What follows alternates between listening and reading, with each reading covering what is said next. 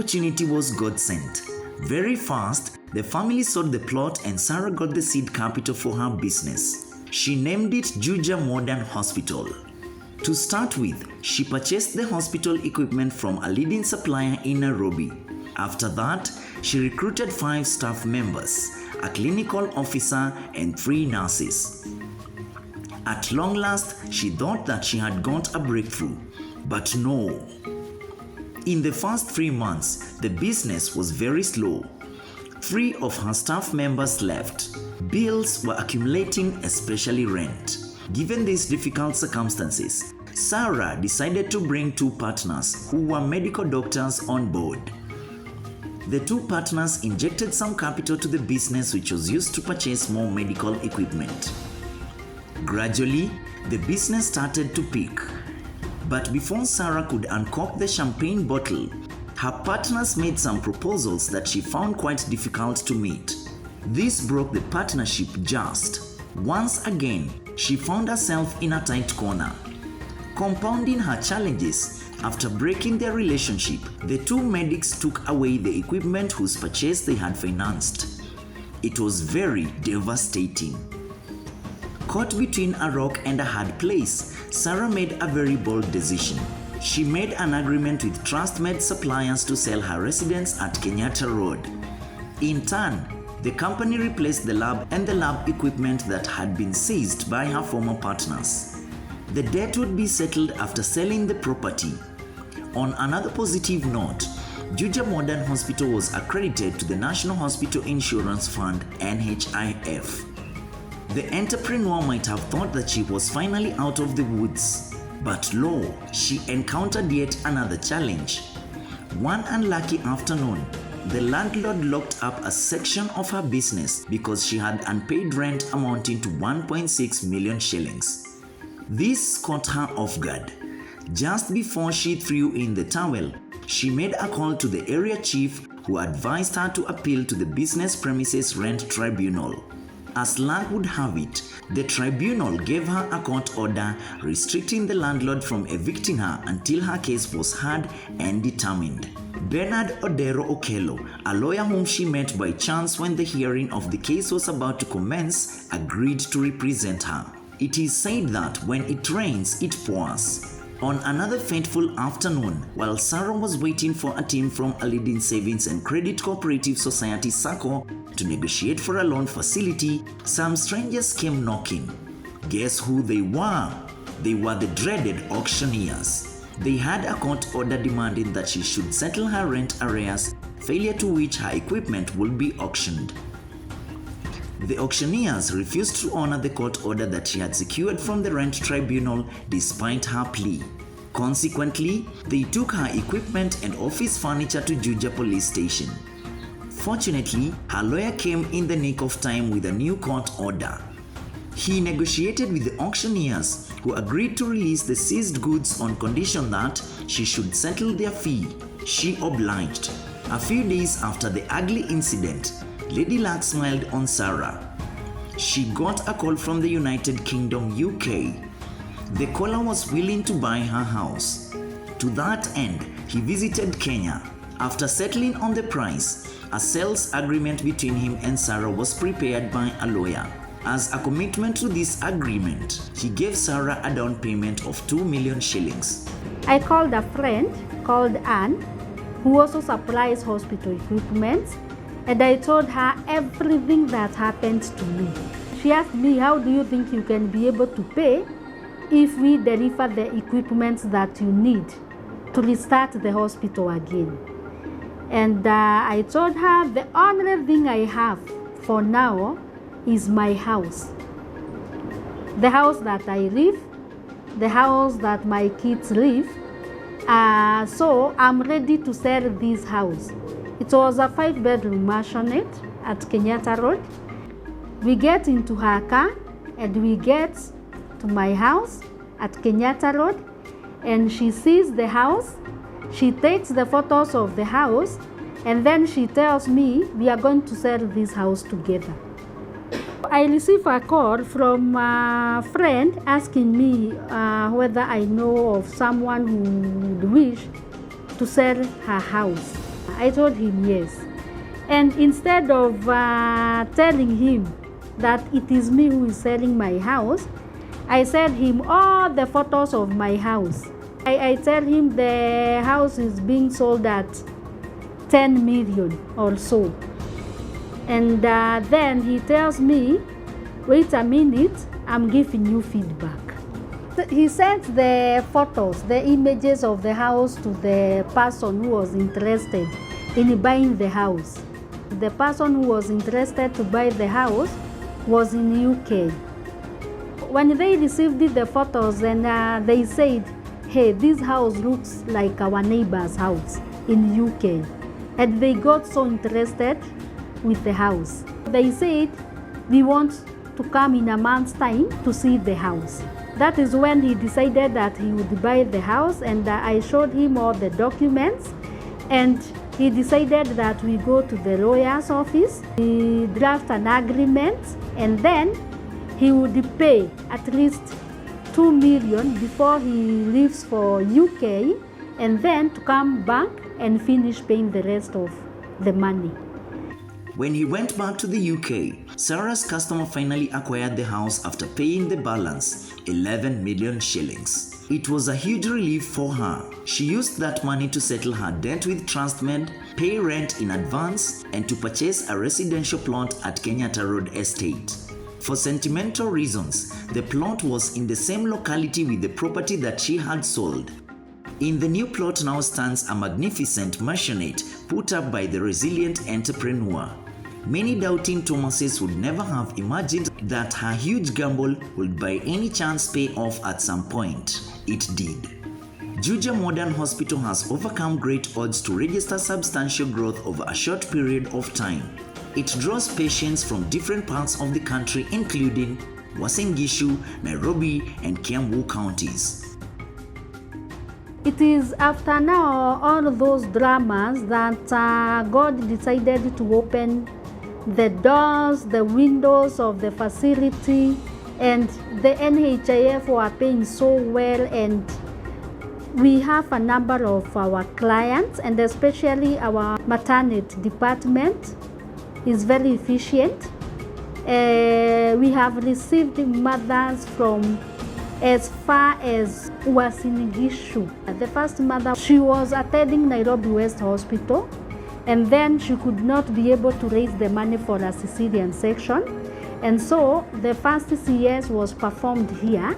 Then she relocated to Uasin Gishu, and when she wanted now the second CS, she came all the way from Uasin Gishu. The experience was so good. We also have a number of mothers who come from as far as even Biodi Githongori. We have others who come from Utawara, Gong. We have a number of clients all over because the maternity services are so good. During the COVID-19 epidemic period, most patients could not travel abroad for treatment.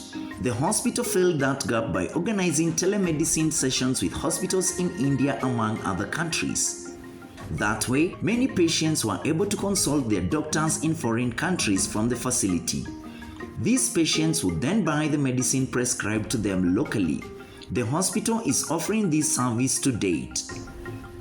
The fast-growing hospital has also been able to attract corporate patients, mainly from its neighborhood, including Wendani Valley View School, Cornerbrook School, ACK St. Matthew's School in Juja, Bristol Girls, and Precious Blood Children's Home.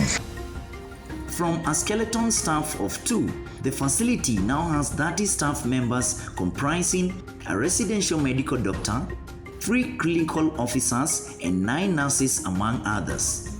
Additionally, the hospital has engaged consultant doctors in gynecology, dentistry, and orthopedics. At the moment, I have 30 staffs in number, 1 resident medical doctor, 3 clinical officers, 9 nurses. We also have security guard, gynecologists.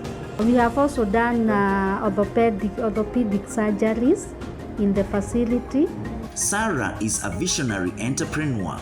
I trust God, and I'm a believer, and I believe that everything that I ask God, He fulfills. He does them for me. I don't believe in failing. I always believe in success, and I always know that when you are starting something or you are doing something with a lot of challenges, it is meant to succeed. In order to achieve that audacious goal, she has purchased a plot in Juja town where she will put up a building to house the new hospital. This development will help her to lower the operational costs since she will stop paying rent. By and large, Sarah attributes her success in the business to the support from Madam Anne Wamboi Njoroge, mother to her landlord Robert Mukundi Njoroge. It was very, very, very difficult because there was another loan that we had applied that did not come out easily. So they kept on telling us to wait, just wait, just wait, just wait. And the time of waiting was too much. So I decided to come and tell the landlord, now the owner of the building, that enough is enough. I cannot continue with the business. So I told her now to give out the house to another person. And she declined. And she said she had also dreamt of this premise being a hospital. So she told me, don't worry, wait, have patience, all will be well. Her father passed on 2 weeks before she was born. He never got an opportunity to see his beautiful girl. Sarah was left under the care of her mother, who is a small-scale farmer. The local community organized a fundraiser to meet her college fees. I was born in one of the most humble backgrounds. And at least we had a shaba, and food was not an issue, but then finances was something. And for me to get the education which I got it through Harambe. So my mother could not be able to educate me. Remember, she's a widow, and we were born 10. Harambe was done for me to get the education that I needed, that made me to be a nurse midwife, whom I am today. Against this background, Sarah is active in giving back to the community. Currently, she is educating 3 girls in the university and 2 in primary school. Additionally, she is educating a boy in high school. She would like her legacy to be defined by the role she plays in supporting the education of children from needy family backgrounds. Her goal is to transform their lives and to make them financially independent. A few decades ago, one of the major challenges that women faced in their entrepreneurship journey was shortage of capital. That was mainly because they did not possess collaterals like title deeds that were required by financial institutions in order to access loans. Times have changed though. Nowadays, many women have broken the glass ceiling. They own property, operate bank accounts, and run big enterprises. Sarah is a good example. Nevertheless, the world of business is still dominated by men. One way of filling this gap is by encouraging successful women entrepreneurs to mentor their upcoming colleagues. Sarah advises women wishing to succeed as entrepreneurs not to fear challenges, since they usually turn out to be opportunities for more growth. She also advises prospective women entrepreneurs to be focused on their businesses. The advice that I would want to give to women when they are starting any kind of a business, or they are planning to become entrepreneurs, is that they should not belittle themselves or demean themselves. They should not fear challenges, because challenges are there to face on a daily basis, and they should not listen to outsiders, what they will say about them. I'll ask women to do something that even after their death, they will leave a legacy to the children, to the society. Like, for example, I have taken in a number of girls whom I support for school fees. I support 5 girls. One of the girls is in academy at Gethongoli. I have another girl who is at Kabarak University. I do support her studies. And I have another 2 girls I support in the University of Nairobi. One is in Kikuyu campus, University of Nairobi, plus now my own daughter, who is also in the University of Nairobi, pursuing medicine. The vision I have for the hospital is to make it a level 5 kind of a hospital with a special facility. Sarah's moving story is unbelievable. It is like a piece of fiction with imaginary characters and episodes. She has been able to soldier on after being bruised by hard jumps in the world of the entrepreneurship. Her fighting spirit has set her apart from ordinary folks, the spirit of entrepreneurship.